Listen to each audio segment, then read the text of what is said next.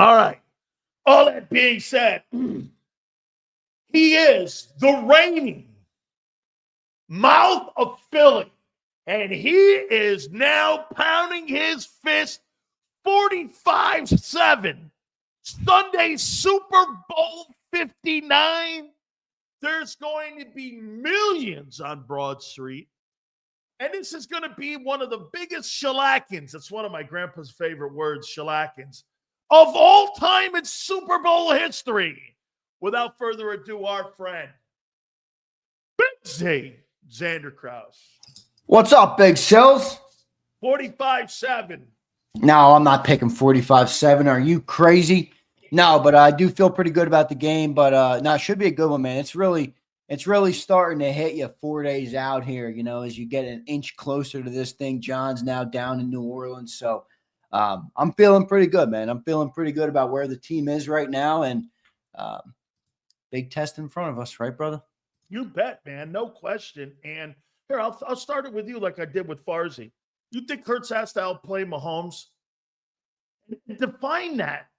See, I didn't do it right with Farzy. Define what I mean. You fill in the blank. Does Hurts have to outplay Mahomes in the Super Bowl? Remember what happened in 22. Hurts had the numbers. Mahomes had the moments. I don't think it would be outplay, okay? I don't think it would be outplay. What I think Jalen Hurts needs to be in this game is he needs to be an impact, okay? He can't be the caboose, as you've called him, okay? He needs to be an impact in the game. He needs to make the throws that come to him. If there's a third down, a key fourth down, a moment you need Jalen to step up in the pocket, a moment you need him to find or fit a ball in a tight window. That was arguably what he did the best in Super Bowl 57 was threading the needle, tight window throws, the amount of throws he had to Dallas Goedert in that game. That's what I want to see from Jalen. But I don't think it's outplay because I think the Eagles are built a different way this year, and they've proven that through 20 wins. They haven't really – there hasn't been one game this year where you got on Jalen Hurts' back and said, take me to the finish line. You haven't had – that's not a knock on him. That's just – our team is good enough with other pieces and other components that you haven't had to do that yet. I don't anticipate that to change on Sunday, but what I would anticipate to change is you have a Super Bowl caliber team, and as you've talked about them, they're a championship caliber team. They know how to win championships, and there's a difference there. So that margin is going to tighten up. Can Jalen make some of those plays to get you over the top? I believe he can, but that's what I would say he has to do in this game to win. What was more impactful in the game 2 years ago, Super Bowl 57? The 3 TDs he had or the 1 turnover? The 1 turnover. You spotted the Chiefs 7 points. I mean, the 3 TDs were a testament to you and getting touchdowns on the board and getting points on the board, which, by the way, the Eagles did very well in that game. They put up a lot of points. But what tipped the scales on the game? It was the turnover, and I'm not, that doesn't bother me to say that. I'm not blaming him. But no, there are a lot of Philly fans though. And I don't like to group every Philly fan, by the way, into one. Like, you see some stuff online. There's some people who think one way. Not everybody thinks the same way, but no, I do think that was a big turn in the game. In fact, I think if you had Jalen Hurts in a one-on-one scenario talking to him about it, and you said, what play do you remember the most from the Super Bowl? It's not the big throws. What play do you want back? He would say, I turned the ball over in the biggest game of the year. He would say that. And that's why I don't think it's a big deal to criticize him for it. But I think he learned from it. I think he's going to protect that ball this year. But I feel pretty good about it from that perspective. Okay.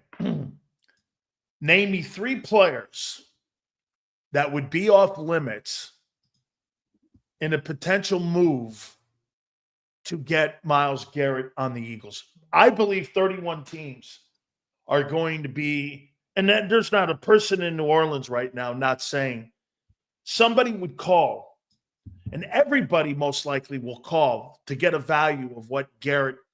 He's the best player on the planet, maybe one of the top 5 players in the league, not just the top defensive player. By the way, we'll read all your super chats. If you were going to make that move, what 3 players would you not want to move to land Myles Garrett and to solidify your defense for the next 4 years? I don't want to move AJ Brown. I get what you're saying. I don't think you have to do that. I don't think it requires that. I don't think it's a good move. I don't think it's good for your locker room. I don't think it's good for your city. I'm sorry. I get where you're coming from, that you got to give up some But if good you could players. you could take Tyreek Hill, you could trade him. I mean, this guy was voted the best player by the players in the league, Tyreek Yeah, Hill. but the thing is, he's a part of this team. I know He he's is. not I know he's not the number one piece, and certainly he is replaceable. But just because somebody is replaceable doesn't mean that it's the right thing to replace them. Well, if you're talking Myles Garrett to me and just some sort of dude named Jason Garrett, you're right.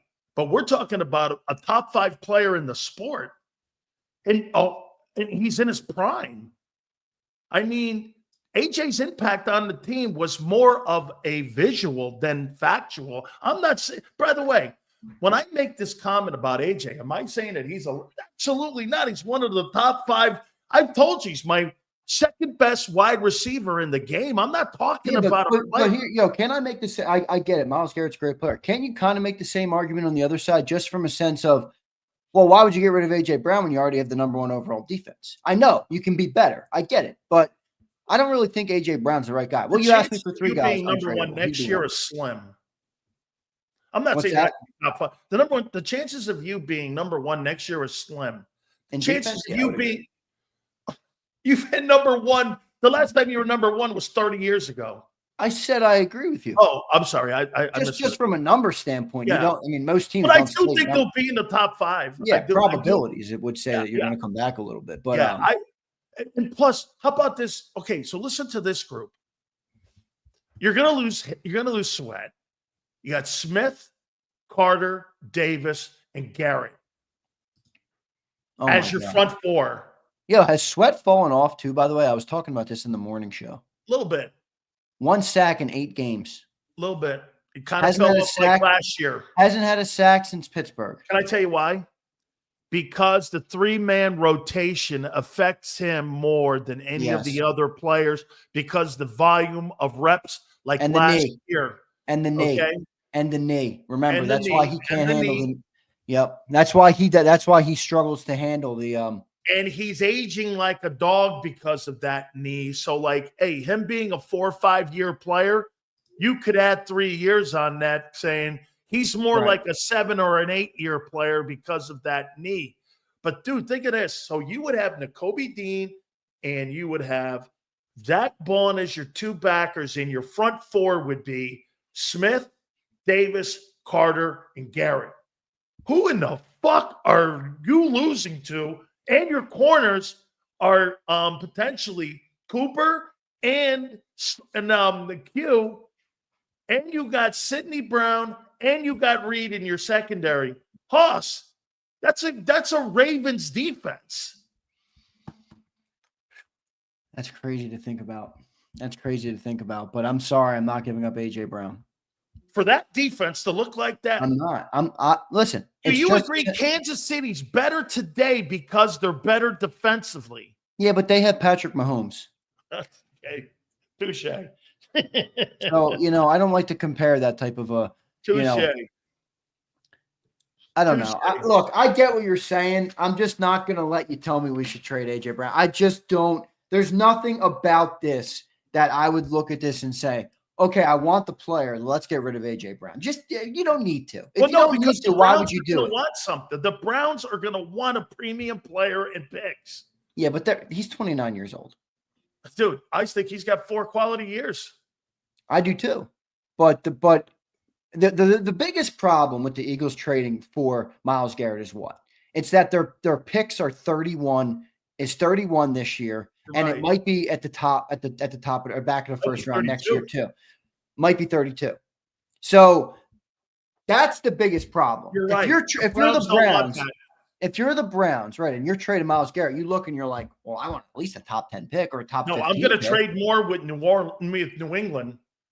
Exactly. Than I am, because that's a great way to think that out, because you're right. That was John helped. Yeah, John brought that up too. He's here's why else. You got to get off of Watson, and you got to get draft picks to build up so you can find yourself a quarterback. Because at the end of hey, by the way, if I were if I were Cleveland, I'd rather have Sam Darnold than any of these dudes coming out of college. I'd rather have Sam Me Darnold. too. I don't think any of these guys are good. Now, maybe I'll eat my words on some of them. Me too. But I don't see it with in terms of franchise with any of them. The one that I think maybe makes the most sense was probably Cam Ward in my eyes. Just because I think if he gets the right coach, that's going to be key for him. He needs to get the right coach, but he's got the big arm. He's accurate. He can throw the ball well, and he's got that dual threat ability. I like I will say I was a little critical of Shedeur. I don't think he's a top 5 guy, but I kind of do think he has a transitive skill set that could work in the NFL. But we will see how that plays out. I'm with you though in terms of that. I mean, shit, what are you gonna do? But wait, let me go back to your original question to me. Who are the 3 guys that are untradeable from us? Yeah. Right? That's what you asked me. Yeah. AJ's number 1. Jalen Hurts doesn't count, right? You're not trading your quarterback. No. Yeah, he doesn't. You count. can't. He's got a trade. No trade in his contract. And no, that's not happening. All right. Number 2 is going to be a multi-answer. I don't want to trade any of the offensive linemen. Okay. And number 3 is obviously Jalen Carter. All right. And, you're not going to get rid of Saquon. That's not going to be. They're not going to float him out there. Nor do I think, by the way, the Browns would want Saquon. That's not the type of a player that a rebuilding football team goes for. A rebuilding football team. With the That's the thing. What would the Browns want? Like, that's their thing. Do the Browns want A.J. Brown? Like, I know it's a sweet deal, but they look at their quarterback. Like, we don't have a quarterback. What are we going to do with A.J. Brown? I think that could be a bigger issue for them. Like, they would probably go, give me a lineman, give me a D lineman, give me one of those guys. How about this? How about Mekhi Becton sign and trade? To Cleveland? To Cleveland. Well, you'd have to do that before March. Build your offensive line. Get a great 26-year-old guy. He's valuable, and I feel like the Eagles could replace. I'm not saying I don't like Becton, but I do. Come on, I've seen enough turnover on this line with Jeff Stoutland to feel confident that they're going to be able to replace a guard. All right, this isn't replacing a tackle here. Replacing a guard.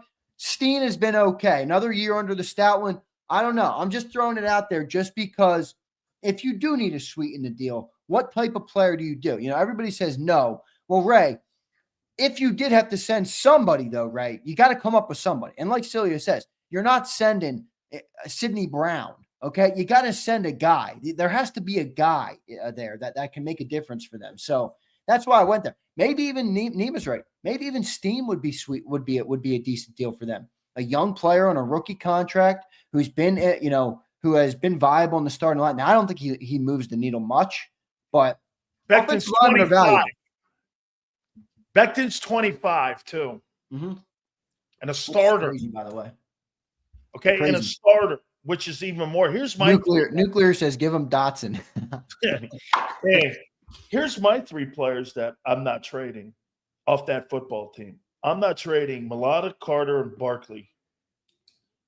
Okay, Barkley's the reason I'm in the Super Bowl. We kind of went the same way a little bit. Carter's the same. Carter is the reason I'm in the Super Bowl, and Mulata's the highest graded left tackle in the sport. Yeah, you're not giving him. 3 guys are untradeable in my mind. They're untradeable. They're completely 100% unmovable. And I, by the way, I think that goes for a couple more of those offensive linemen. But I hear what you're saying. You could throw Landon in there. Yeah, that's who I was going to throw in there. I mean, that left side of that offensive line, they're the reason that we just run teams over, man. You get that ball out to the left side. You close that out with A.J. Brown. You let Landon Dickerson and Jordan Mailata get to the second level. I mean, it's lights out. It's lights out. So they're not getting rid of them, no doubt. I don't know. The thing about Garrett is you're probably not going to get him because there's going to be other teams willing to. Yes. No, to the point that you and John made this morning on Birds 365 is that the Eagles' picks are too low in the draft. But Zander, what sweetens that is if you drop a guy like an AJ's name in there or a Dickerson name in there, that's what gets the ear of Andrew Berry up. Because again, or Becton, that's what's going to get them because the Eagles giving up 2 top of the second round picks or the 32nd pick, whatever you want to call it. It's like a top of the second round. For Myles Garrett, that's not fucking happening. I heard Tom Pelissero say there's teams that are lining up to put 3-1s together because that's as far as you can go out. Wait, Tom Pelissero said that? Howie would never give 3-1s up for anybody. Tom Pelissero said that? Yeah. Oh, that's not good. All right, you're probably if teams are going there, then yeah, this is a fuddy-duddy conversation. We're not giving up three number ones. No, but you would give up you'd have to give a premium guy to get him. Yeah, I see I get it. I get what you're saying, that AJ's a superstar, and if you're not a passing game, you do have Devontae Smith still. I understand what you're saying. You still have Dallas Goedert. Maybe Dallas Goedert would be a trade option. I'm not sure. You got to draft a tight end though. I don't know. It's a complex issue, but one I think they won't address obviously until well after the Super Bowl is done. This is a conversation that a lot of people, all my friends are down there in New Orleans now. How about Kellen Moore, Howie and Eagle management meeting with Mickey Loomis and the Saints and being as transparent as they can for 45 minutes about the potential of Moore being the head coach. He's going to be named on Monday. You know that as the head coach. So that being said, I mean, I actually think this is awesome because then Howie gets an understanding. He may have asked Kellen, is Bobby King or is Clint Hurt going to go with you? Is this somebody that you want to have a conversation with? That sets up Howie better, not getting his draws down.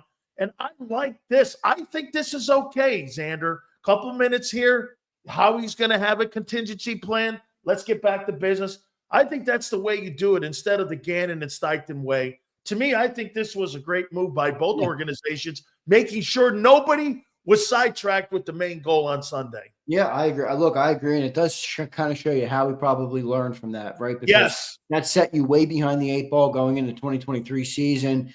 Way too many ramifications to making the Super Bowl. Making the Super Bowl is supposed to be a good thing. It's not supposed to derail your franchise because you didn't have safeguards and things in place. Look at the Chiefs. They continue to return. So there's a learning curve there. And Howie, to his credit, again, I think is learning how to be a great organization, right? When you're not a great organization or you don't get to this level, there's no way to know what to do or how to handle every situation without experience. That's like anything in life. You need experience to have knowledge on the topic at hand. And Howie's certainly shown that, and I think it's a great – I agree with you 100% on it. I think it's great that he met with them, and I don't think Kellen – I hope Kellen doesn't take Clint Hurt. I love Clint Hurt.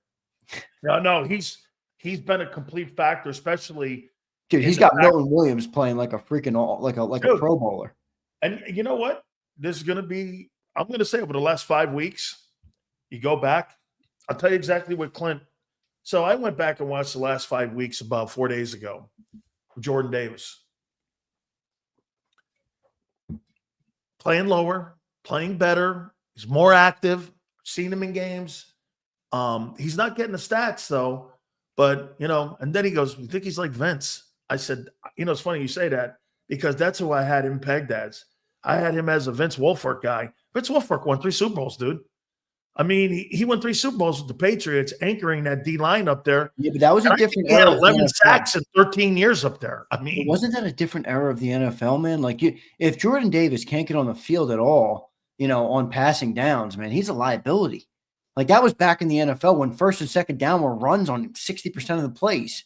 Even more than that, probably. 68% of the time you're a nickel now. Right. It's a different league, man. I will say one of the predictions, I think if you zoom out a little bit and just kind of look at the next 3 years, let's say, of NFL football and how the trends might go, I do think you're going to see a resurgence of running backs. It's not because teams are going to value them again. It's simply because teams are signing undersized linebackers to handle the passing game. All right. What's the one way to get back at that? The pendulum swings. What's the best way to beat him now? I can run it right over him. So I do think you're going to see some of that, and we'll see kind of how the tables steady out there. But yeah, should be interesting with that. That's a fucking smart ass take. That's really good, Zander, because you're right. The linebackers are more like Nakobe Dean. Yeah. And they're built like that now. Well, what's the fastest way to get rid of that? Get me Derrick Henry. Right. Get me Josh Jacobs. Run him the fuck over. Get me Barkley, and I'll run him over. And then before you know it, guess what you're doing? Like you say, I got to get bigger dudes back in there again. Like back in the day, we had guys like 258-pound Levon Kirkland. Shit, Ray Lewis was 255. Yeah. I mean, then you get guys like that back in the game. Dude, it really is a different league now. Oh, yeah, the game's played way more in space. Do you think Jordan Davis, though, back to him, do you think he's helping the linebackers? Yes, I do. Yes. I do, but I don't think he's out there enough. He's not. Like, I see Zach Bond and Nakobe Dean. Now, Nakobe's obviously hurt now, obviously, but I saw them make too many plays when Jordan wasn't on the field for me to look at Jordan and say, okay, you're the reason that they're having a great year. It's not true. Yeah, but when I see and I hear linebackers' names being mentioned all the time, my first attention goes to who's in front of them. Because as a defensive tackle, those guys are definitely they're benefiting from the guys. 18 snaps versus Jalen Carter 70. Yeah, no. But I get it. But you know what? They got a rotation going on. No. But the linebackers are having the seasons they're having because of the guys in front of them. Oh, yeah, no doubt. So no doubt. But I would put that more. I'd put that more on Carter and Milton, who have been getting the majority of the defensive tackle snaps. And then obviously you have Moro Ajomo, even Nolan Smith. I mean, he's played now. He's turning into a snap machine where he's taking a lot of snaps every single game. Josh Sweat, I think, is kind of what he is.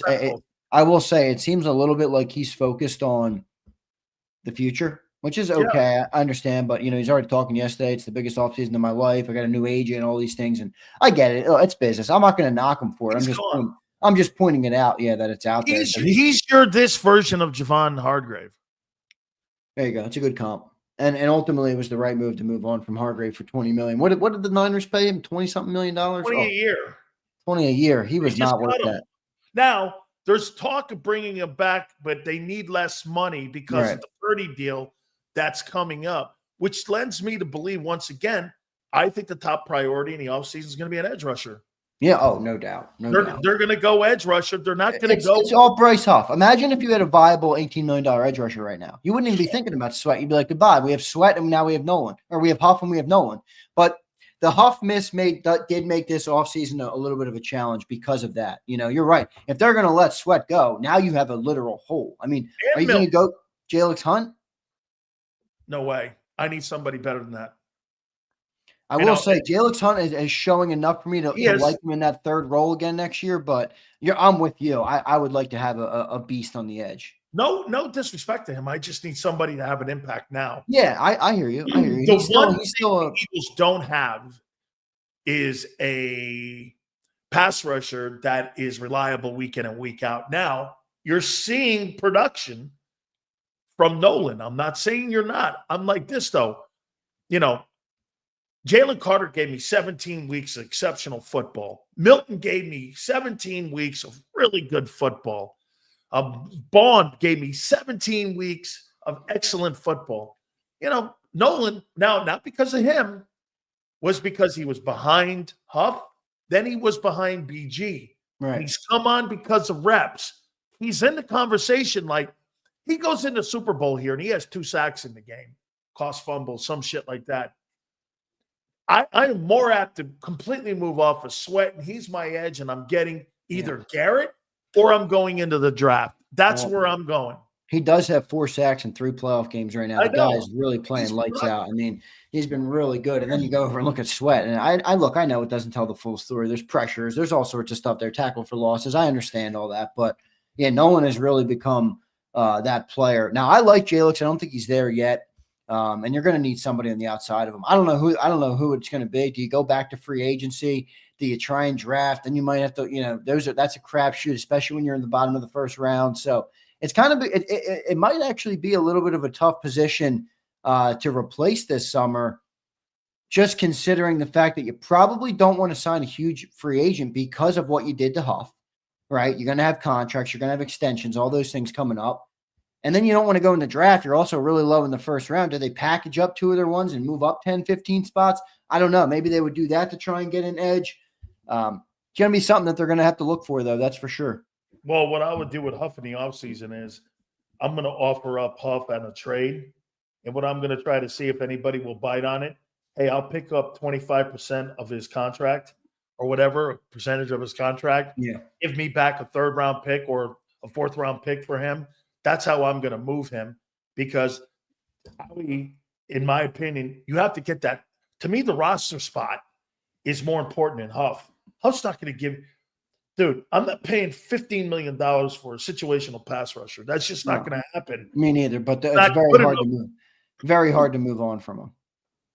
Yeah, well, you're going to have to offer money in exchange for a pick. Hey, take the guy, give me a fourth, and I'll pick up 25% of his contract. And you got, well, hey, how are you going to get? You're not just going to go give me a third for him. No one's going to take it. Yeah, it's almost like what happened to that guy? He is really a. He's exactly who we said he was. He was a situational pass rusher, dude. Didn't you think it was odd the Jets just let him walk out the building? Yeah, but you're not even right on that anymore because now he's on in Philly with a chance to be a situational pass. You didn't even need to be the starter anymore. You got Nolan, you got Josh. Situational. The losses clouded the reality. He was pass rushing when teams were so far ahead of them that year that when they were throwing the ball, it was 38-0 or it was 25-17. So he got in there on junk yards. Yep. And he was pass rushing when it didn't matter the most. That's, again, those are things. It's like a guy scoring 20 points playing for a 9-win hoop team. I mean, where are we here with that? I mean, what do you Hey, I got something to show you. I want to show you something that is a little something to consider going into this Super Bowl. Okay. You want me to show you it now? Please. All right. Check this out. This is courtesy of one of our great viewers sent me this. All right. And these right here are stats. Now, this is among all quarterbacks with 2+ playoff starts, and it's versus the number one pass defense in the NFL in playoff games. Okay. In playoff games. Mahomes has had 3 games versus the number one pass defense in 3 playoff games. 37 points per game. That's first all time. Quarterback win and loss. He's 3-0 in those games. First all time. Completion percentage is 70.8. It's first all time. Passing touchdowns per game. It's 2.7 per game. First all time. And passer rating 108.5. First all time versus number one pass defenses in the NFL playoffs since 1950. Okay. So this is why I have said for the last week and a half, take your stats, take the numbers, take the projections, take everything you did this year, take your rankings, put them in a blender, grind them up, and throw them in the trash can because you got 60 minutes to go and play your game. If Patrick Mahomes puts up numbers like that graphic I just showed you, all right, this Sunday, I guarantee nobody's going to give a damn that we were the number one defense in the NFL this year, okay? The only thing you're going to think about is exactly like we think about that 22 team. All right. They were the number 2 defense in the NFL by like 1 or 2 yards per game. They were so close to being the number 1 overall defense. And we lost the game. And now everybody looks back at that with 20/20 hindsight and says, that defense was, they weren't that good. They weren't that good. They were that good. They didn't show up in the Super Bowl for whatever reason you want to blame. So I looked at that graphic, and thanks to Curtis, one of our great viewers who sent me that. And I'm like, oh shit. No, well. Oh shit. We better come to play, bro. Yeah, but you kind of knew that. Did you not? I don't know if you knew 37 points a game, 3 tutties a game, 3-0, 108 rating. I mean, I don't know if you knew that. All right. 71% completion percentage. Ooh, I don't know, bro. I don't know if you knew that. No, I didn't. How about this? Let me show you something else that's also when you're talking about Mahomes. Mahomes is one of the guys that in games like these games, he's so hard to sack because what he does is he gets that ball out and he knows pre-snap. This is the difference between Jalen Hurts in this game obviously is not just the eye test when it comes to talent, but the difference is this is Mahomes' offense to do what he sees fit. And he gives him this latitude. Jalen's told where to throw the ball, when to throw the ball, what situation to throw the ball. Mahomes is not. That's why he's got less guardrails. You know why? He's built the equity up with Andy. because he wins Super Bowls. Yeah. Xander, right? I'm going to give you more latitude with more, because if you've done something longer, you're going to allow me to log on at 1 minute before the show prior to a guy not named Harry or somebody like that, 20 minutes before the show and go, I don't know what the fuck to talk about. Okay? Nobody has confidence in that. So when you put a game plan together for Mahomes, you do this. What are you seeing here? What do you think, Patrick? Patrick goes, I like this, this, and this, and this. And you know what he does? He applies it in the game. Yeah. He thought he had to run more. Against you, he ran for 44 yards. Against the Eagles in the 57 Super Bowl. And in the 58 Super Bowl, he went for 64 because he felt he needed it. Jalen's not taught that way. Jalen is a cookie-cutter quarterback. Watch. Now you're learning how to put and set protections. This is where you go pre-snap. This is what we're going to do. Throw the ball 20 times. Mahomes has none of those guardrails. Okay? I think he's better at that than you're giving him credit for. Where? He didn't provide it at all this year like that. What? The pre-snap? They put him in a box. He even said it. The straitjacket thing. He said it this year. Yeah, I'm talking about the pre-snap reads at the line of scrimmage and stuff. I think he's had a good amount of autonomy in that, and he's done a pretty good job at it. Taking 45 sacks is pretty good at it. Well, Mahomes took how many sacks? He's 17-1 running it his way. All right, and Jalen's 17-3. Okay, wait a minute. What? But the difference, like I said, is Mahomes runs the offense the way he sees fit. Jalen's told. Now, look, again, this is what we're doing here, or I'm doing, which is not right. Okay, I'm bitching about the way the guy was taught how to play the quarterback position in Philly, and this guy over here is doing it, and he's a generational guy. Both guys have gotten to the same fucking place. So, I mean, again, I'm talking more about process. Yeah, I just think that guy has more latitude in KC to do what he sees fit, and that means in-game adjustments. You think Jalen has more in-game adjustment knowledge on how to do things? I'm not saying that. I'm just saying, I do think, and LJ, you are right. He's actually 17-2. The one game he only played the quarter, but we're not going to be cop-outs, LJ. We're not going to be Canadian cop-outs like you, LJ. A Canadian cop-out. Come on, LJ. Come on, LJ. No copping out. But, no, look, let's be real here on what this is, okay? Let's call a spade for a second. It's pretty easy to check into a play when you got Saquon Barkley in that offensive line, because you say, boy, if they have one guy out of position, this bitch going to the house. All right, this bitch going to the house. So that's helped Jalen a lot. But I do think that Kelsey was as great as he was. I don't really think that was great to have him calling the protections for. I don't know. I think it helped the quarterback's growth. But I think exactly. I think it hindered what Jalen, like most quarterbacks coming in the league. You look at Caleb Williams, you look at Drake May, you look at Jaden Daniels, you look at these young guys. What are they learning? They're calling the protections. It takes them a while to pick up on it. Jalen didn't have to do that, So you're kind of right. They were dictating what he could do and moving him around like a chess piece versus him being able to kind of make his own moves. And I think he's coming more into that. And I think part of that is why they've leaned on the running game so much. They've also leaned on the running game so much because teams really can't stop it. So why go away from it? I think that's a credit to them for not caring as much about the stats and whatever it is. Just go win a football game. If we got to run it 40 times. Did you hear Smitty today? He's like, if we can run the ball 60 times in this Super Bowl and not pass it once, I don't care. I'll do that.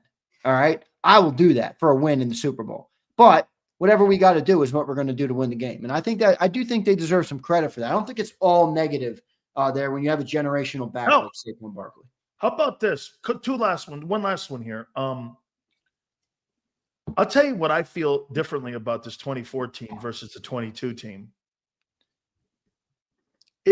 I watched the video of them guys dancing around, having a fun time, whereas in 22, I don't think they knew what was in store for them. I think they kind of knew what was in store. Now I know they know what's in store. And I think the young guys have benefited from the guys who were there in 22. And I think those guys have kind of bled down. And it just seems that the younger kids have had so much fun this year playing, and the older guys are more relaxed. You see them dancing around on stage, fucking having fun out there, looking like they look like, again, that the moment is not, and I'm not saying the moment got to them, but I'm saying that they just look more relaxed this time around no doubt, than they did in 22. Is that a fair observation? Yeah, I've always kind of thought that Jalen was a relaxed dude. I mean, I remember saying to myself in 22, boy, he doesn't look phased by the moment at all. But I think across the roster, you probably have a little bit more of that. I do think the other thing I've noticed, at least with Jalen, is he looks solemn. Like, I don't know if solemn might not be the right word. He looks like serious, focused. He doesn't really look like in 22, it almost looked like he was reveling in some of the success the team was having, and I'm not saying he didn't show, he obviously had a great Super Bowl, but I do feel like there's kind of a aura, if you will, for that word. I'm not a big aura user, but for the sake of the conversation, I do think he's kind of putting that out there of like, this is great and all, but like, I don't really care about this. All right. We got here before and it didn't really do shit for me. All right. I don't care about this.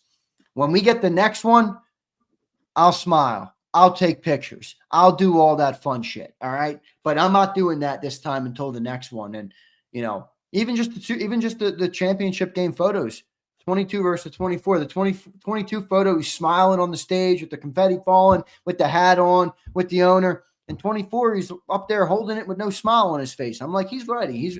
So I do feel like you've gotten a little bit more of that. And that's experience. That's being there before because, it is a lot this week. I think people outside don't understand. Like, it is a lot more shit, man. Mostly teams most of the time will fly in the day before an away game or day or two before and get there. And it's a business trip. They're in and they're out. Like, they're in New Orleans all week. You're staying in a hotel all week. There's media every single day. There's dumb questions that you saw on Monday night. There's all these different things. It's almost like when you get to the game, you're like, ooh, finally. It's like a relief. The game is finally starting. I forgot we even had a football game. It's so much shit. So I do think that element of the experience will help them. Let's get to the supers before we have to get you out of here at the top. Yeah, I got to run. We got a by the way, Debo Samuel rolling around Radio Row in an A.J. Brown jersey. He looks pretty dope. He's rolling around Radio Row in an A.J. Brown jersey. Where's Nad? Nad finally emailed me back, but Nad, man, your guy's rocking an A.J. jersey. All right, good stuff. Let's get to some supers here. Abe, what's up, Abe? Could Saints fans be cheering for Kellen Sunday? Maybe. Sure. I would. Fuck hey, him. By the way, Zander made a great point about this with Kellen. Do you know what that Super Bowl gives Kellen Moore? Gives him job security if he gets fired from the Saints head coaching job.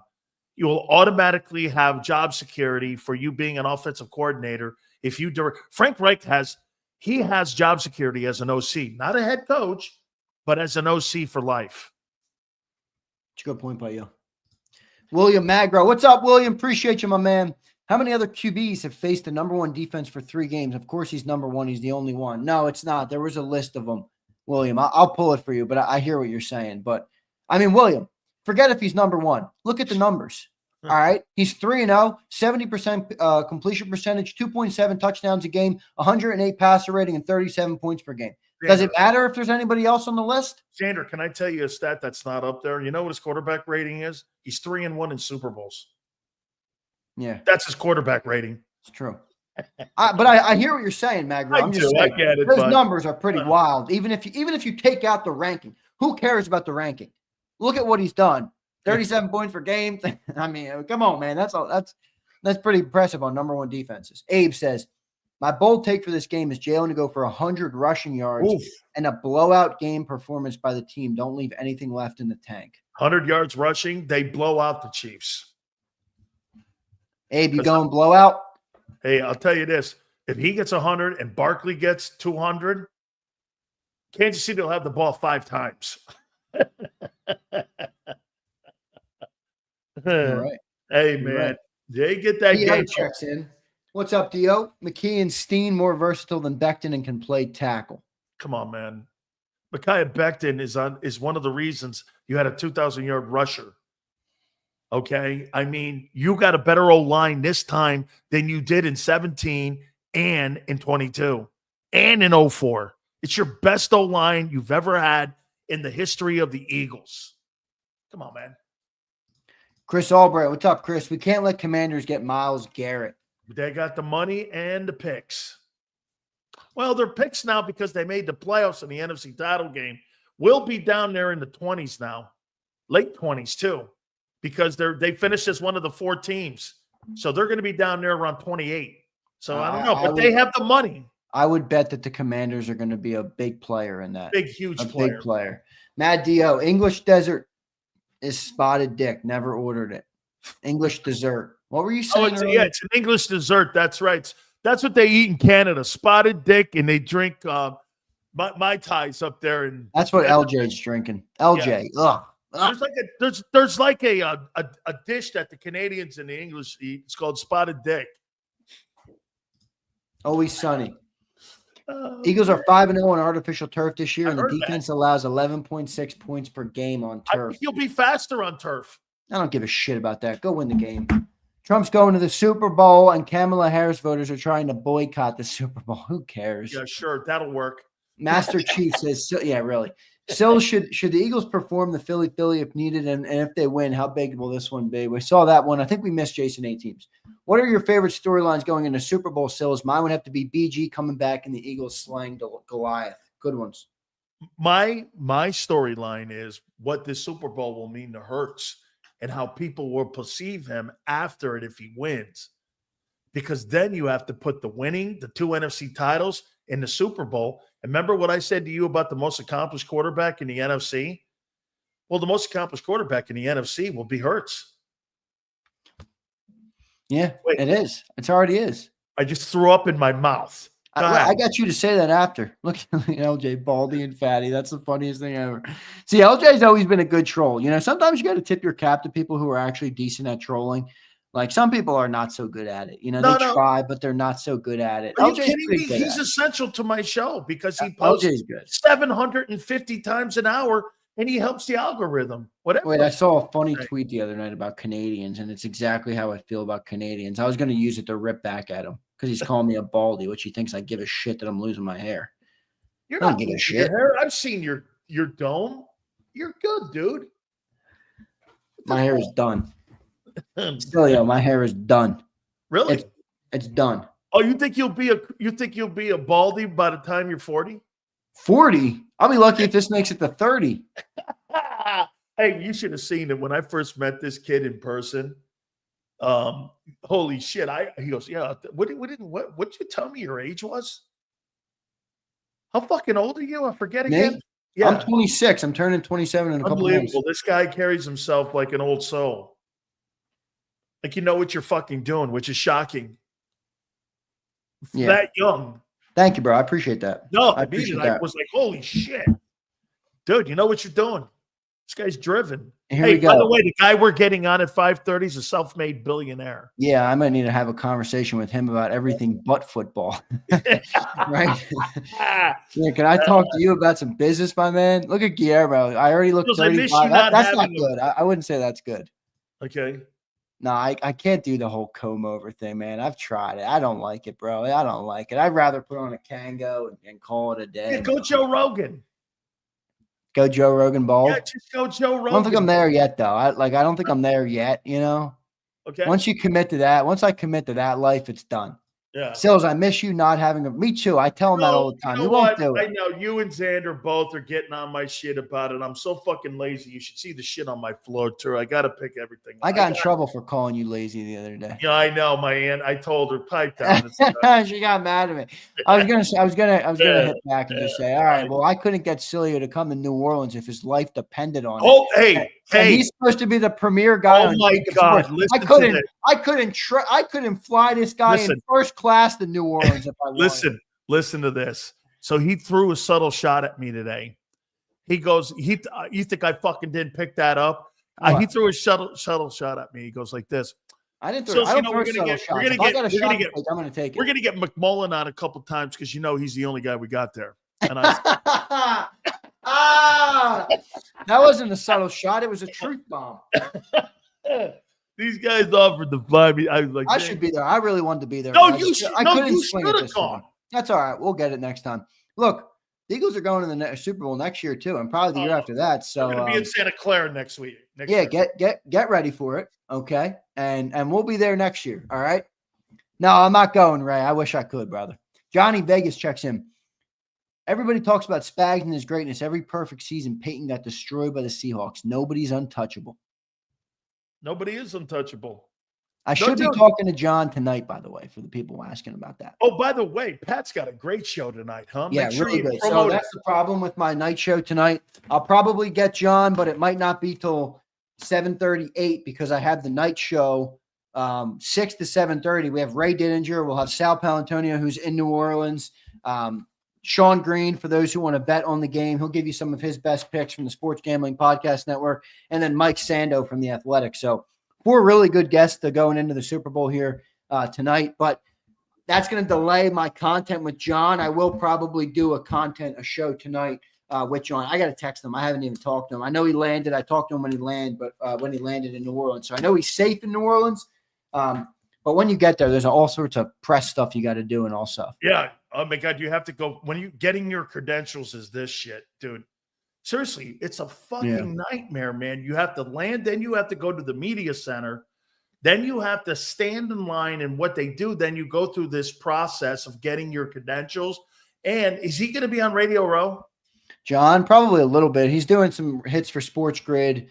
He was on there today. I'm going to do a hit on there as well.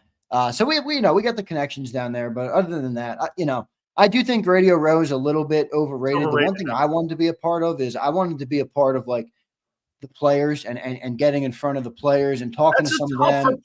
It's a tougher putt, but like I said, this is one of my off-season things. I want to talk to Bob Lang. Like, Bob, you got to get us in this room, man. Like, I get it. You might not like everything that comes out, but it's ridiculous to keep JAKIB out of there when we have the amount of people, Eagles fans that we do that watch us daily. There is no other network. And we had a Chiefs fan check in the other day. Man, you guys are live for 6 hours a day talking about the Eagles. I dream of that in Kansas City with the Chiefs. All right. The Eagles should love us, all right, because we're talking about their team all day long, and there's a deal there to be worked. I'll say that. Look at that. You're going to try to get the yes. That's the most important thing. Absolutely. He asked me the other day. He goes, Silz, would you ever, think about having a powwow with Bob? Absolutely, I would, man. It's not about – Bob just – It's not about that. Here's the one thing I get about Bob, because Bob Lang is – people talk about him. I get it. Bob is doing a job, all right? Bob is tasked with protecting the image of an $8 to $10 billion organization. Okay. It makes sense why he is protective of that. Wait, Anton, did we not get it? I am pissed. Someone stole my dream of them playing in Australia. I was going to come. Anton, I said I was going, and I'm going to go and see my boy Anton, and we got a couple other Aussie listeners. So isn't it Rams and Eagles in Australia in 2 years? I thought it was Rams and Eagles, but I don't know. Is it not now? Yeah, I thought it was Rams and Eagles in 26. Yeah, I thought 26 that those two teams are playing in 26. We'll see what happens. John's out getting his beads. Yeah, you earn the beads. Yeah, okay. You ever been to New Orleans? I'm sure you've been to New Orleans. Yeah, you must have. Dude, I've been to 2 Super Bowls in New Orleans. I played in the Sugar Bowl, and I played the Saints. Yeah, you've been all over. It's a cool – dude, it believe me, you either like it or you hate it. I'm not going to tell you who at Sports Grid. I think you know who it is. He goes like this, Silz. I can't wait for Monday morning. And MC, I'll leave it at that. MC texts me that. I was like, okay. Yeah. MC, the guy who runs the thing. What runs what thing? Oh, yeah, I got you. Yeah. A little off topic, but what advice would you give to someone who wants to do what you guys do? Seems like heaven on earth. One, I'm not old enough to give you advice, but here's what I'll tell you. What I know: consistency. Okay, don't show up one day, 1 week, 1 month, or even 1 year.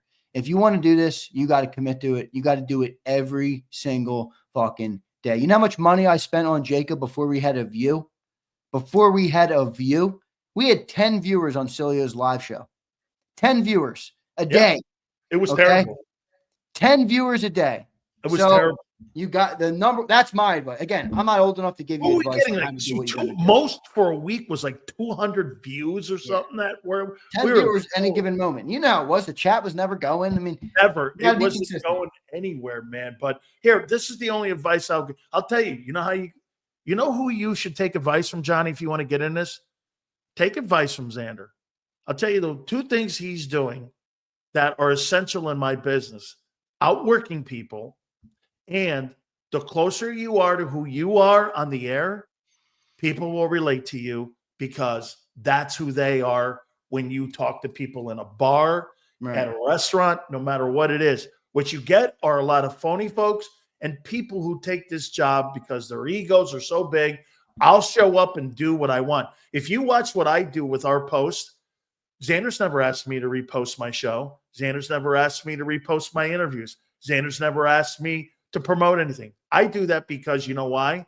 That's what you have to do to get your visibility out there. Now, I do fuck JAKIB by not going to some of those places, and I should, but what I do is I was telling the people this morning, I'm going to be grilling you in the off season. We're going to have a talk. You know what? Because he threw a shot right at me. He goes, "Wait, no, he's the only guy we got." Conversation with Celia. This is what you got to do. You got to say, "All right, I need you to turn off your Italian, okay? I need you to not be emotional. We got to have a talk like grown men, okay? And it's going to be all right, And then you can start to, you can you don't want me to be Nick. You don't want me to be Nick Sirianni then, right? You want me to be. Oh, yeah, we'll blow a gasket, boys and girls. All right, I got to run, man. I got this night show. My office is a mess. I got all sorts of shit to do. You got it, my friend. Zander, thank you so much, my friend. All right, I appreciate it. See you guys. Love you all, man. All good. Make sure you guys please hit the like button. John Morgan's going to join us at the bottom of the hour here. Hey, if you're looking in the next couple days here to join our partner, that is BetUS, please make sure you guys do for the YouTube 150. We have teamed up with them. All the prop bets that are going to be popping up for Super Bowl 59 in the coming days here, you guys can join us and join them like we have all year long during this football season for the YouTube 150. That's right. 150% of sign-up bonus up to $2K. Your second and third are 125%. Crypto is 200%. Go to betus.com.pa. That's betus.com.pa. Fastest payouts in the business. 24/7 personalized service, 365 days of the year. Live wagering on all major games. Go to betus.com.pa. That's betus.com.pa. And do me a favor, you tell them Big Silz sent you. If you missed any of today's show on the JAKIB Media channel, listen to the podcast on your way home. Available on YouTube, Apple, and Spotify.